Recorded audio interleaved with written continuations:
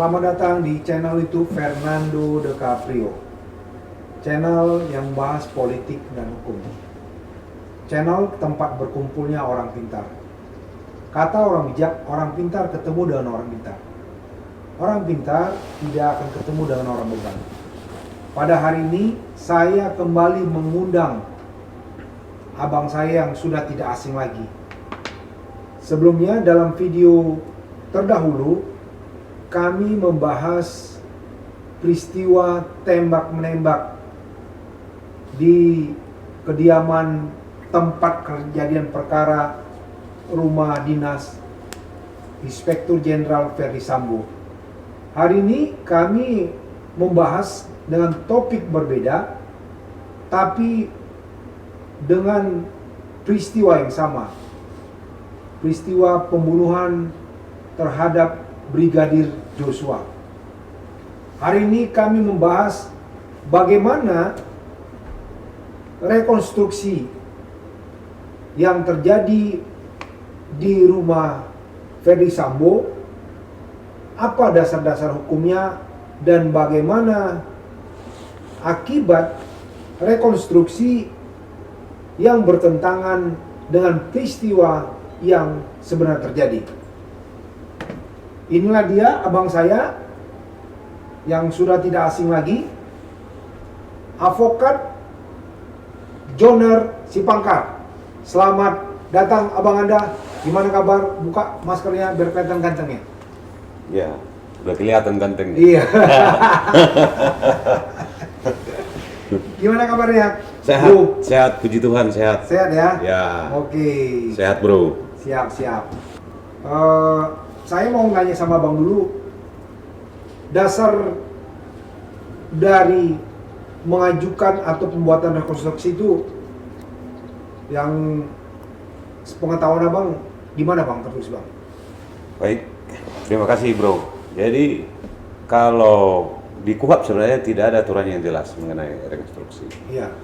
Di KUHP hanya diatur dalam pasal 5, penyidik ataupun penyidik pembantu dapat melakukan tindakan lain-lain yang bertanggung jawab. Nah, kemudian dari sana ditafsirkanlah oleh kepolisian, muncullah peraturan Kapolri. Nah, salah satu diantaranya adalah peraturan nomor 12 tahun 2000, nomor 22 tahun 2012 itu. Nah, ada dalam pasal 66. Jadi fungsi daripada rekonstruksi itu dijelaskan di situ untuk mengadegankan kembali tindak pidana perbuatan-perbuatan yang dilakukan oleh para tersangka ini atau tersangka atas suatu tindak pidana. Jadi tidak semua tindak pidana itu direkonstruksi. Itu. Jadi kalau tindak pidana misalkan penggelapan ataupun penipuan itu tidak pernah rekonstruksi. Tapi rekonstruksi ini kan yang menyangkut soal kekerasan fisik biasanya. Gitu. Misalnya ya pemerkosaan, pembunuhan, penganiayaan, penyekapan, kira-kira begitu. Jadi tidak semua lingkup tindak pidana itu direkonstruksikan. Karena rekonstruksi itu kan untuk mengadegankan kembali bagaimana cara si pelaku melakukan itu sebenarnya. Gitu. Nah, mungkin sedikit aku ini kan ya, abang Anda. Tadi abang saya sudah menjelaskan, tertuang tadi di Perkap nomor berapa Bang?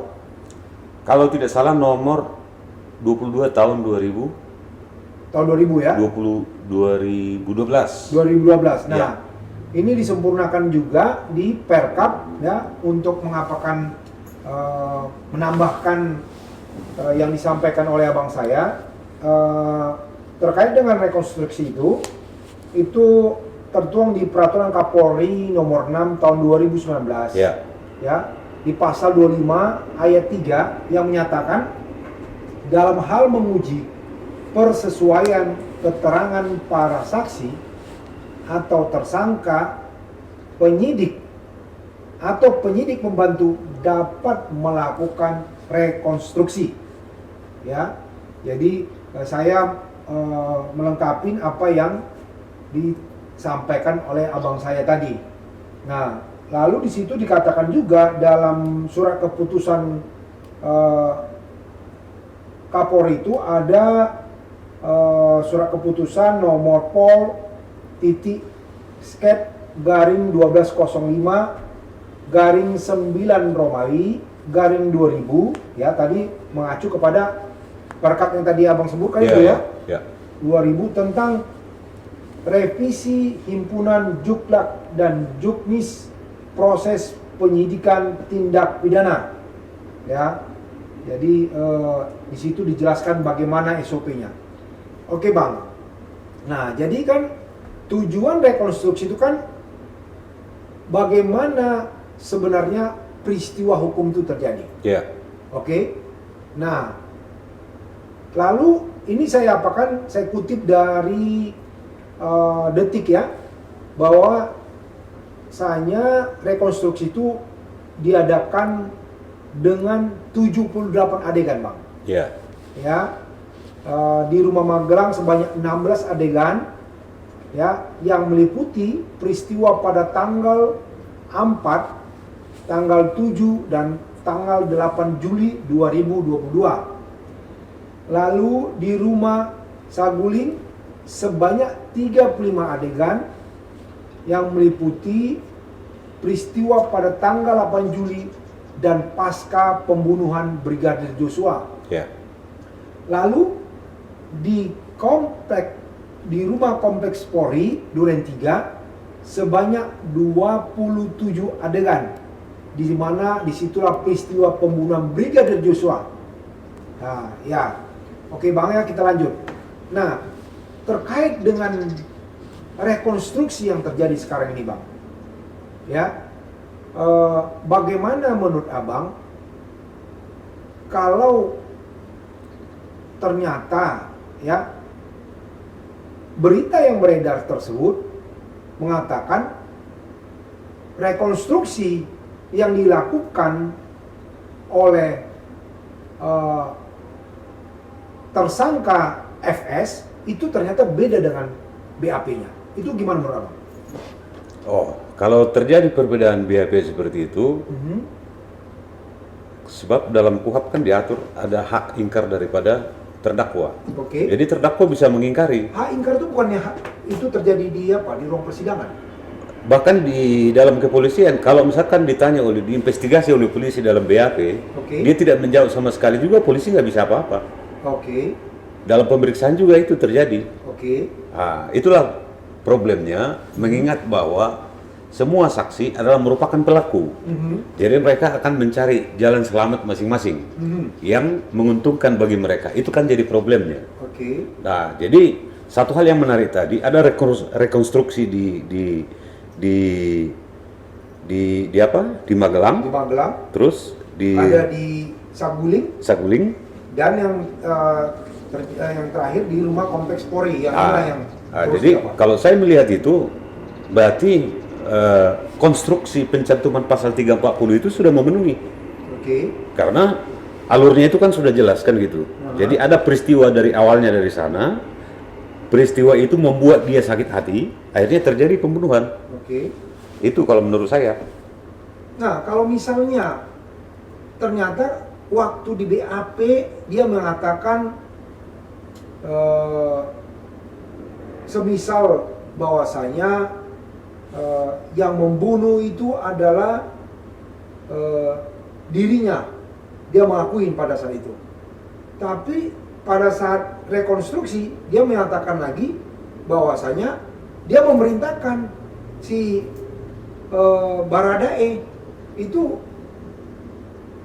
ternyata antara BAP dengan rekonstruksi itu dikatakan ada perbedaan yang signifikan tuh bang. Itu bagaimana nanti bisa mengungkapkan peristiwa hukum itu kebenaran materinya? Nah, jadi itulah kan problemnya di situ. Jadi ada keinginan untuk menyelamatkan diri masing-masing, sehingga adegan yang seharusnya yang mungkin itu terlalu vulgar, mereka tidak berani lakukan itu. Kan begitu kan? Nah, kalau terjadi seperti itu, bagaimana caranya? Nah, itu hanya bisa dicatat bahwa ada perbedaan rekonstruksi dengan BAP. Nah, perbedaan itu nanti akan diungkapkan dalam dakwaan, setelah itu dilipat kejaksaan. Nah, hakim nanti akan memutus Itu. Bukankah polisi juga berhak ketika misalnya tersangka tidak mau melakukan adegan rekonstruksi itu, Ya. bukankah polisi bisa membuat apa?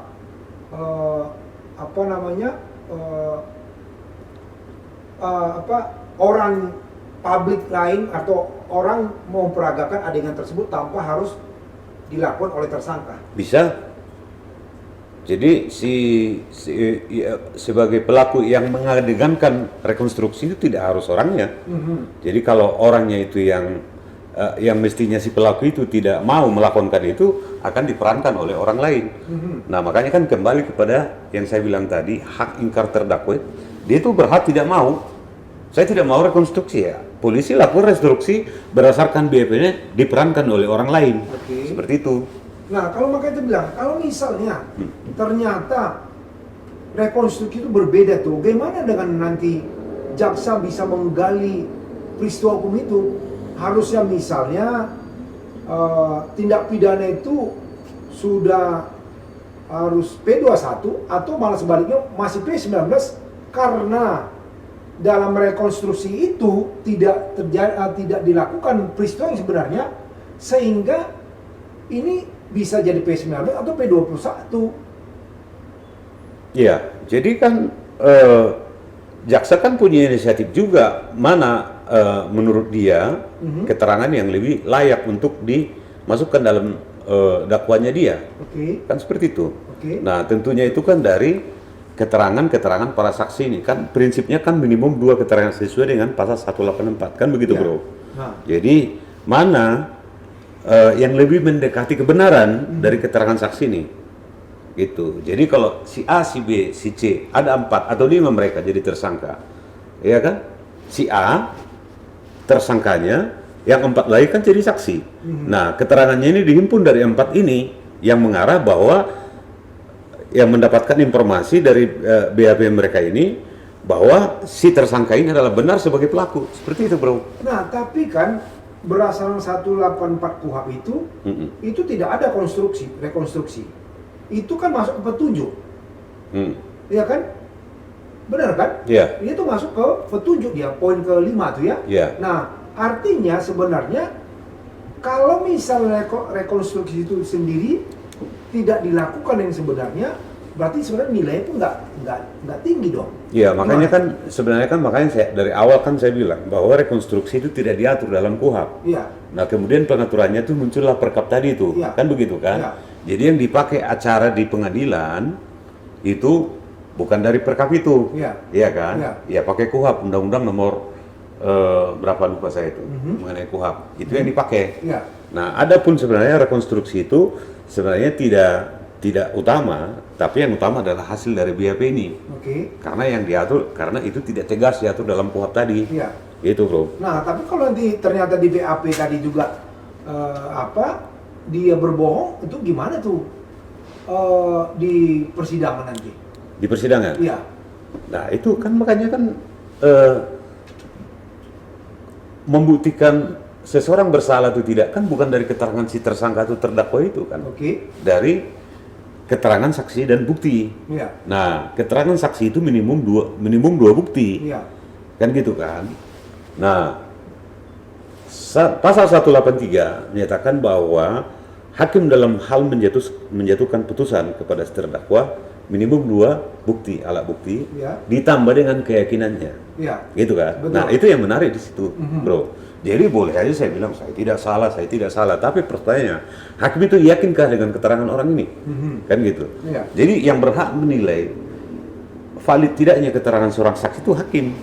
Karena dia punya nilai seni untuk menilai keterangan orang ini benar atau tidak. Contoh, si A bilang, oh saya lihat si pelaku itu membawa parang memukul memotong lehernya si korban, kan begitu. Padahal orang yang bawa parang yang dituduh ini orangnya itu lumpuh gitu loh, nggak bisa apa-apa. Pertanyaan, apa hakim yakin dengan itu? Nah, kira-kira begitu, Bro. Nah, kalau itu kan memang peristiwanya jelas secara terang benderang bahwasanya kalau dibilang seorang melakukan pembunuhan sementara dia sendiri pun lumpuh, pasti nggak mungkin dia melakukan Nah itu sendiri. makanya. Iya Jadi kan? tidak semata-mata apa yang tertuang dalam BAP ini itu yang menjadi keyakinan hakim. Tapi dasarnya dari situ kan begitu kan. Jadi dalam hal ini kan ada orang meninggal dunia seperti Joshua meninggal dunia.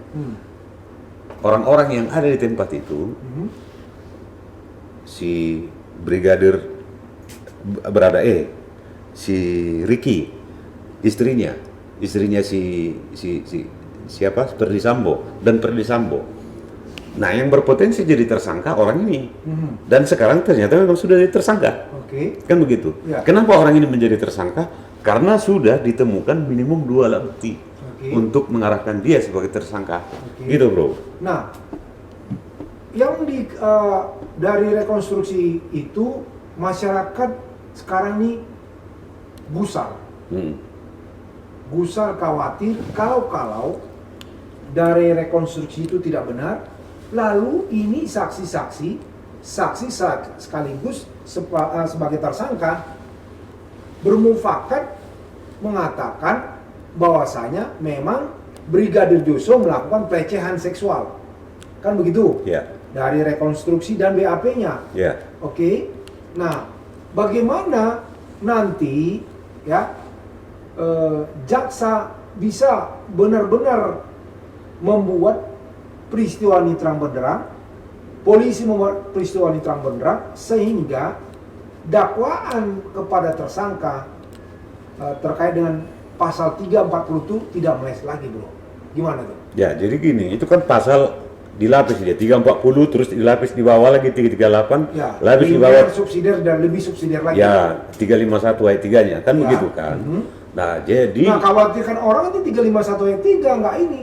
Nah, itu gimana? Makanya gimana terkait dengan itu supaya artinya ketika saksi-saksi itu nanti ternyata bersepakat untuk menyelamatkan seseorang dari peristiwa tindak pidana pembunuhan berencana, itu gimana? nah, jadi makanya kan kalau mereka isunya adalah pelecehan seksual terjadi di Magelang tapi ternyata dibunuh di Jakarta, berarti kan 340-nya kan sudah kena. Iya dong? Iya kan? Artinya apa? Pembunuhan berencana itu adalah sudah dipikirkan matang-matang baik dalam waktu panjang atau pendek.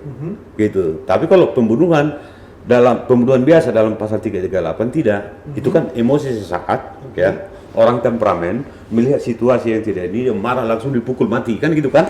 Nah, tetapi kalau kita runut peristiwanya, mulai dari dia sudah kena itu 340 itu.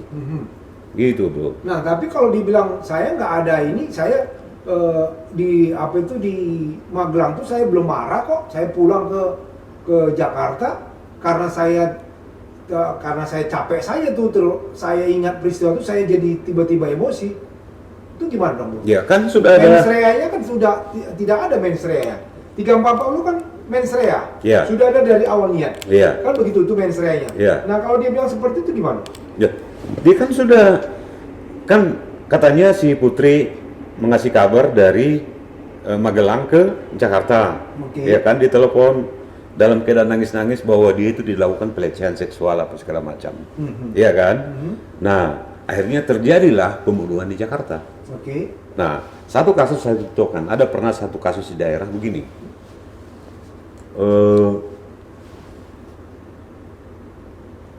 Ada sebuah perkelahian. Sebuah perkelahian. Nah, perkelahian ini sudah selesai. Kan begitu kan?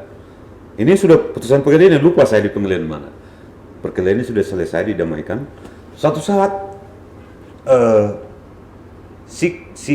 siapa ini, orang yang merasa dirinya korban ini, ketemu di pasar, udah berbulan-bulan kemudian. Nah, ketemu di pasar, timbul emosinya, dipukul, bunuh, mati dia. Dia tuh masuk pembunuhan ini berencana. Oh, kenapa?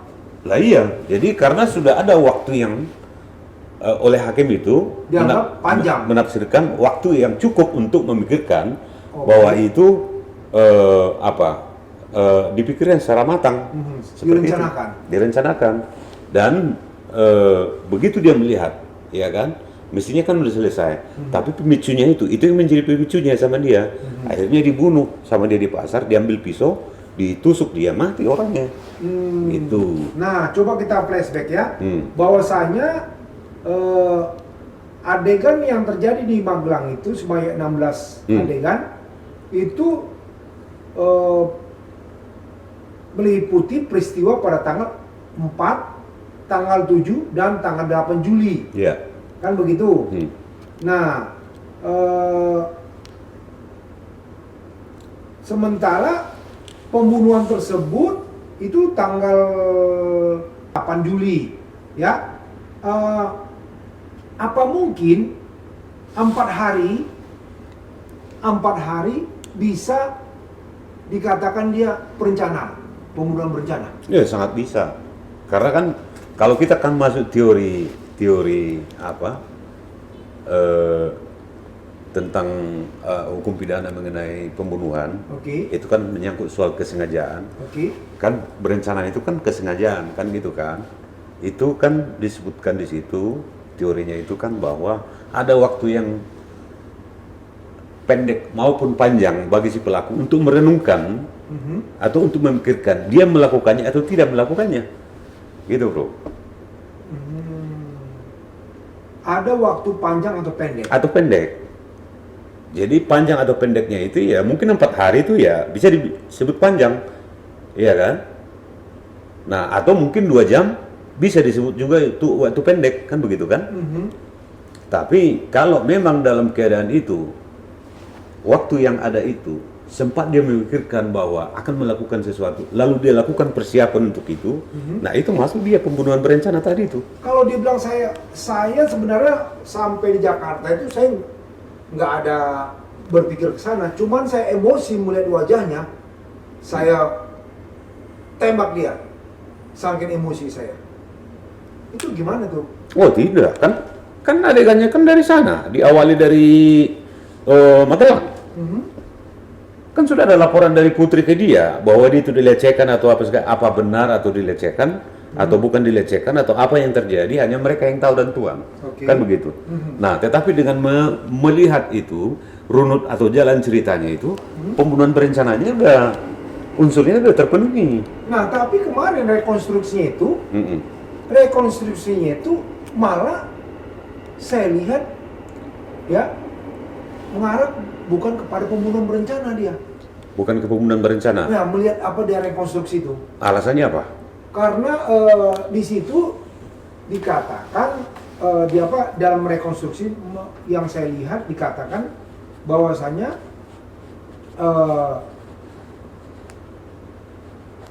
Brigadir Joshua tuh tadi melakukan perbuatan yang tidak senonoh di rumah itu.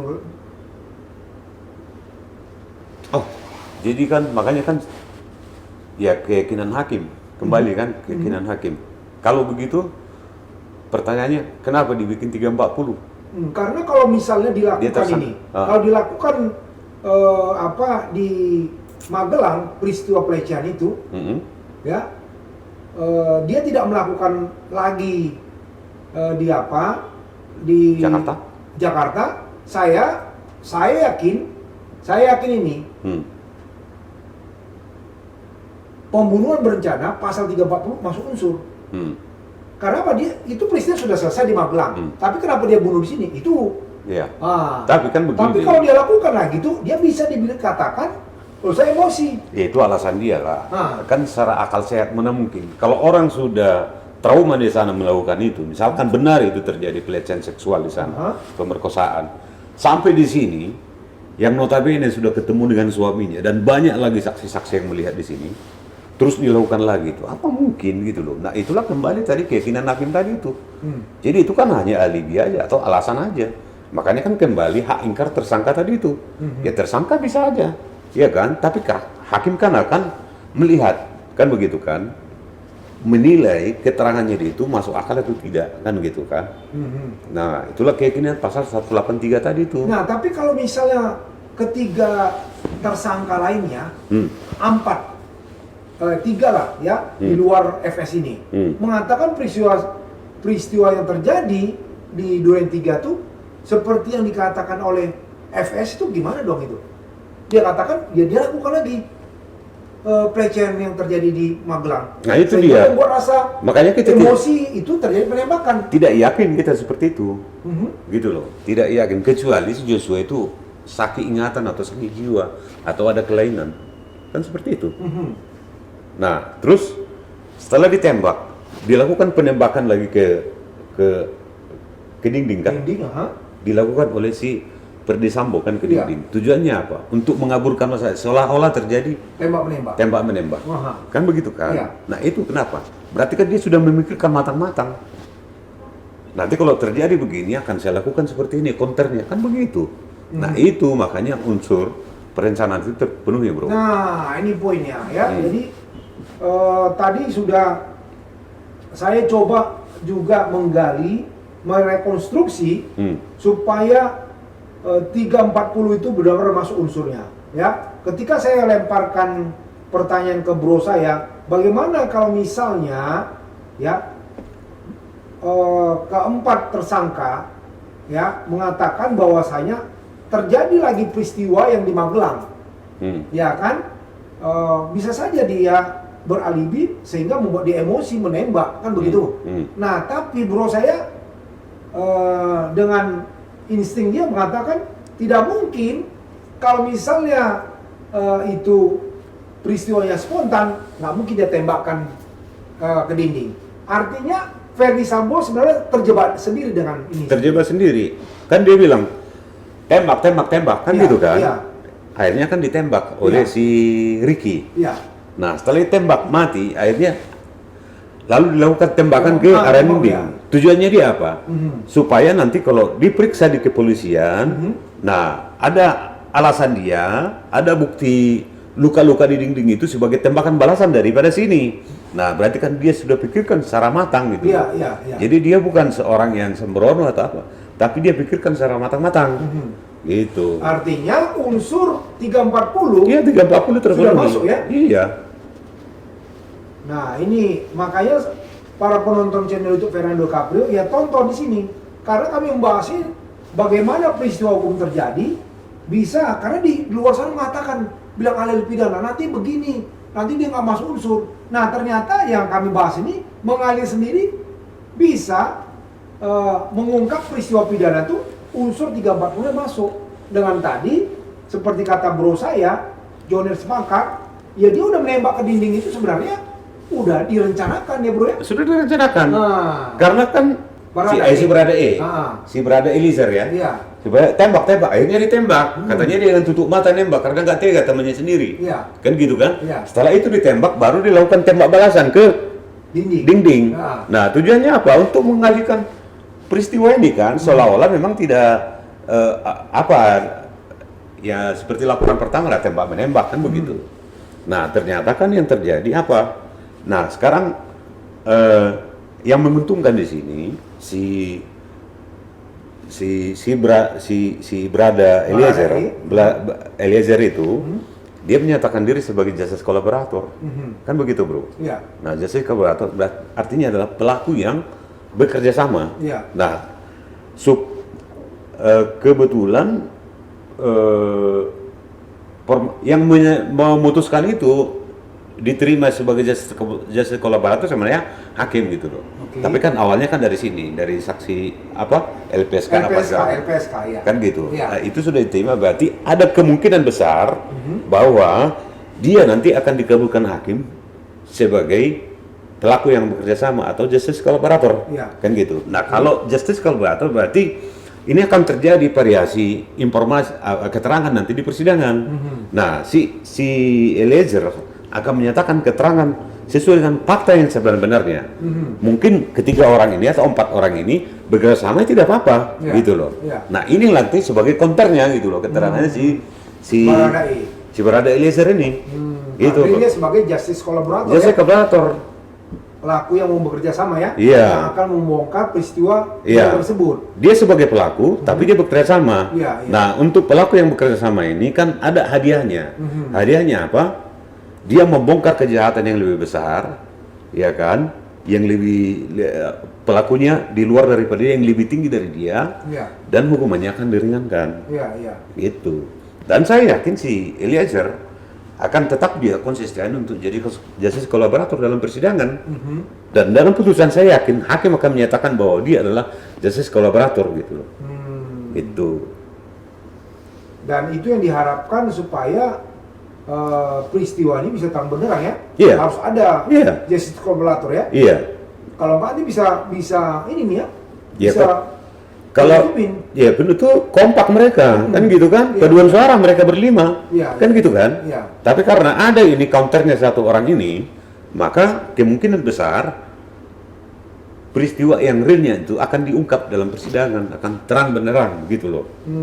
Gitu. Meskipun memang masih ada pengaruh-pengaruh lain nanti kan gitu kan. Ya biasalah kan. Betul. Nah, itu sih kita harapkan supaya harusnya si Barada itu jangan ditahan di ini ya, di Makobrimob atau di Barreskrim, harusnya ditahan di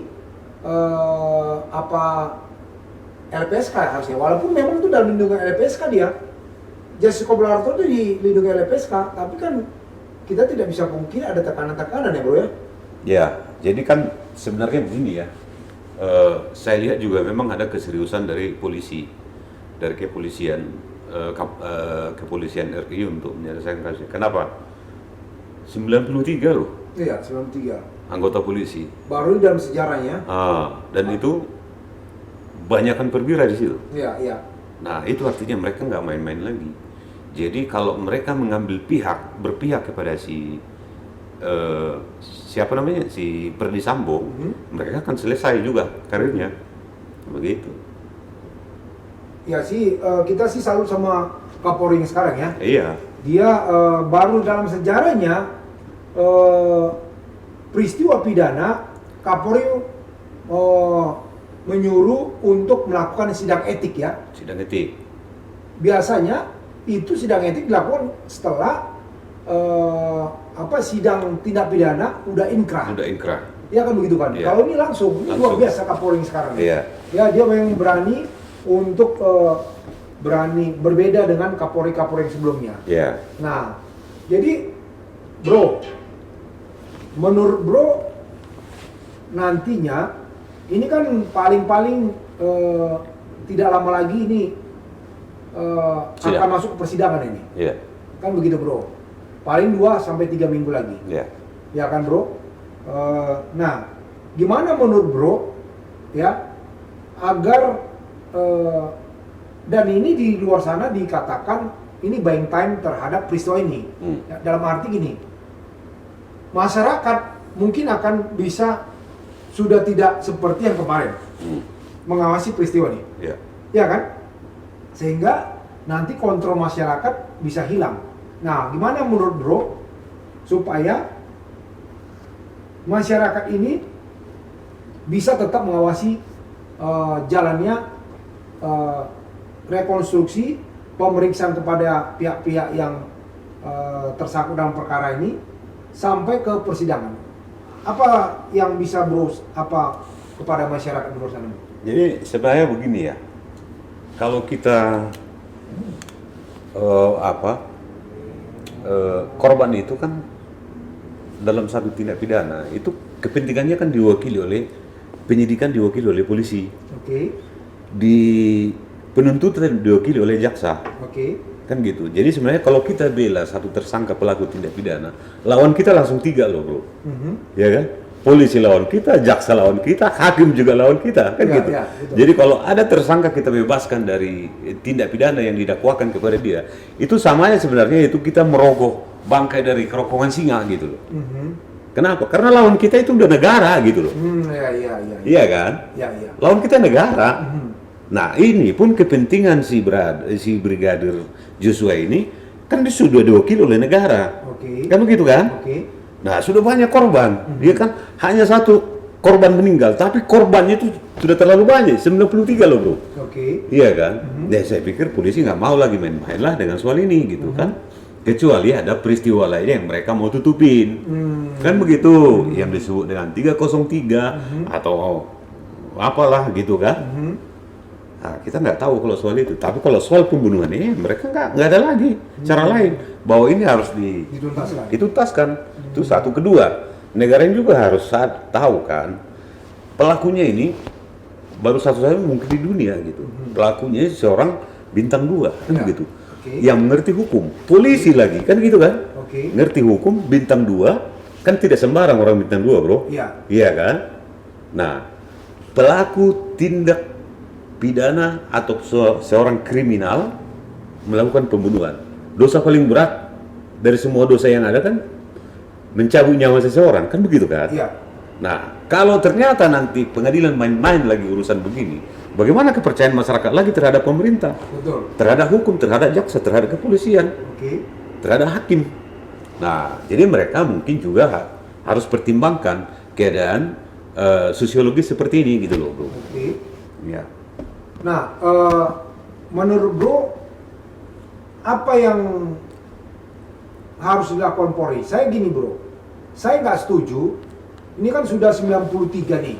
Ya. Tapi saya nggak setuju, ya, kalau misalnya polisi yang berpangkat-pangkat brigadir, yang tidak tahu peristiwa ini, hanya disuruh misalnya Ya, ya. mengapa mencatat, mengapakan rekonstruksi pada saat peristiwa, padahal dia hanya diperiksa atasan. Saya sih nggak setuju kalau mereka kena tindak pidana atau kena kode etik. Kode etik bolehlah etik terkait dengan misalnya dia harusnya bisa melawan, melawan perintah seperti pasal 51 kan dibilang pasal 51 tuh.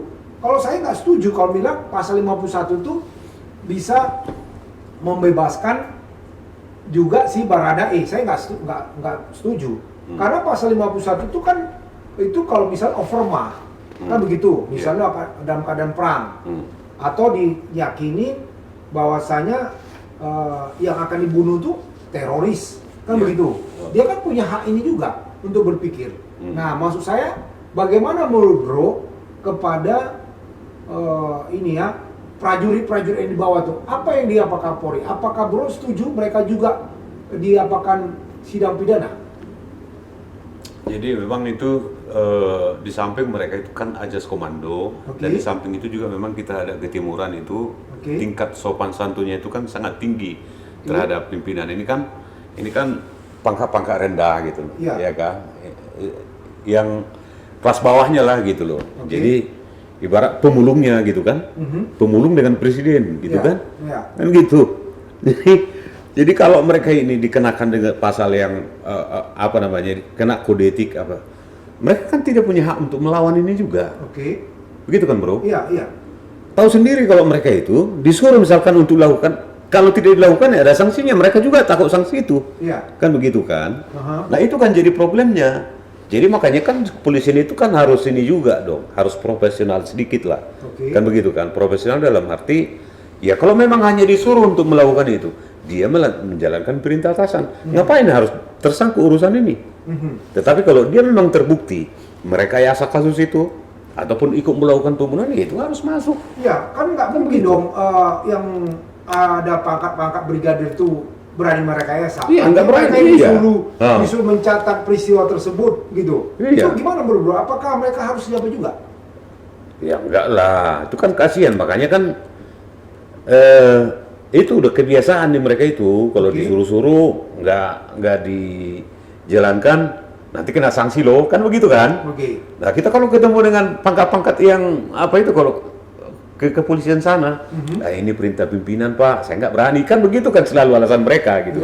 Ya itu kalau misal itulah makanya saya bilang bawaan itu kan bisa menolak perintah. Nah, apakah yang, karena saya saya mau jelaskan kepada para penonton channel itu Fernando DiCaprio, di Komisi 3 kemarin saya sempat mengucapkan untuk segera menindak yang 93 orang. Tapi saya berpikir kasihan juga itu yang itu ya, prajurit-prajurit yang bawah yang tidak benar itu. Oke lah kalau misalnya pangkat dari itu ke atas, ya kan? Saya yakin mereka harusnya punya ini dong. Penilaian terhadap peristiwa itu, jangan pula dibilang saya disuruh, nggak mungkin dong. Tapi kalau pangkatnya itu ke bawah, dia kan hanya perintah tuh. Apa kata komando? Kan begitu. Nah, makanya saya tanyakan sama Bro, apakah layak misalnya, apa pantas mereka juga yang bawah-bawahnya juga dilakukan sidang etik, apalagi pidana? Ya, kalau saya sih nggak setuju juga dengan cara begitu, ya kan. Jadi kalau yang bawa-bawahan ini, makanya kan saya bilang tadi itu, mereka itu kadang-kadang suka atau tidak suka, nggak enak melawan kan begitu kan. Nah makanya kan parameternya apa kalau begitu.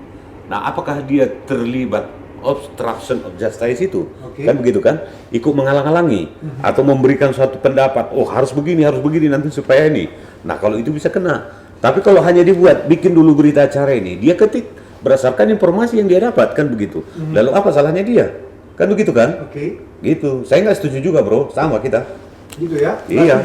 Iya. Artinya ya Kapolri harus di sini bertindak adil ya? Iya, jadi harus adil lah. Nah yang kecil itu kan kasihan juga, udah pangkat rendah, ya kan dipecat nanti hidup susah, nanti jadi bandel lagi gitu loh. Iya kan? Malah ada penjahat baru dia. Penjahat baru. Loh, justru kalau polisi itu dipecat jadi dia makin ganas lagi nanti jadi. Apalagi dia yang jadi bandit nanti itu. Prajurit rendahan itu. Iya. Kalau yang jenderal dipecat ini malu dia kalau penjahat, ya kan? Iyalah. Tapi kalau yang ngapain ini ya tahu dia dari bawah. Begitu bro. Udah biasa sakit kan? Udah biasa sakit. Sakit lagi makin ini dia kan? Iya. Iya. Saya setuju dengan kata bro saya ini, Bro Joner ya. Artinya kita memohon kepada Kapolri juga untuk bijak menindak para ini ya polisi prajurit yang di bawah itu. Yang di bawah ini kan kasihan kan. Ya. Anak istrinya gimana? Kok dipecat mereka itu gimana? Betul. Ya hidup sehari-hari aja udah susah, disusahin lagi. Bukannya malah makin baik. Takutnya saya bandel lagi nanti jadi badung. Bro, kita dibatasi sama produser. Ya kita sudah di akhir sesi. Ya. Jadi kepada para penonton channel YouTube Fernando Caprio ya, seperti biasa yang saya sampaikan, kalau mau menggunakan jasa hukum bro saya Joner Spangkar, silakan tulis di kolom komen atau cek di Google, ada nama beliau, bisa langsung cek atau lihat di Facebooknya, silakan berteman, mana tahu mau membutuhkan jasa hukum, karena beliau ahli hukum pidana perdata dan juga korupsi dan lain sebagainya. Tadi buktinya saya pancing dia tentang bagaimana peristiwa hukum yang dimaksud dengan tindak pidana pembunuhan berencana. Dia sudah jelas menerangkan, kalaupun pelaku berkelit, ya beliau sudah bisa tadi menjelaskannya. Ya, oke, di sesi saya membagikan quote. Dia bilang ini, jangan takut bila punya salah, ya, tapi takutlah bila engkau tahu punya salah tapi kamu tidak mau memperbaikinya. Kan begitu? Ya. Nah, jadi kalau kita sudah tahu nggak apa, ya perbaikilah dirimu supaya tidak terlalu dalam terjerumus, ya bro ya? Iya dong. Nah, kan gitu. Jadi itu aja yang bisa kami sampaikan hari ini. Jangan lupa para penonton channel itu tetap di komen, di share sama teman-temannya, supaya perkembangan peristiwa pembunuhan Brigadir J, Anda bisa terus update bagaimana sebenarnya nanti ke depannya peristiwa ini akan terang benderang. Saya akan panggil lagi narasumber lain selain bro saya yang pakar pidana. Saya panggil nanti yang yang ikut dalam tim tampak namanya, ya, situ ada Bro Sandi, nanti saya panggil lagi, karena Bro Joner ini ahli pidana, saya panggil juga yang lain yang mungkin bisa memberikan alibi atau opini hukum bagaimana supaya masyarakat tercerahkan juga. Itu aja yang bisa kami sampaikan, ya. Tetap semangat, jangan lupa tetap jaga kesehatan. Oke bro, thank you bro. Oke. Jaga kesehatan bro. Mantap. Thank you. Thank you.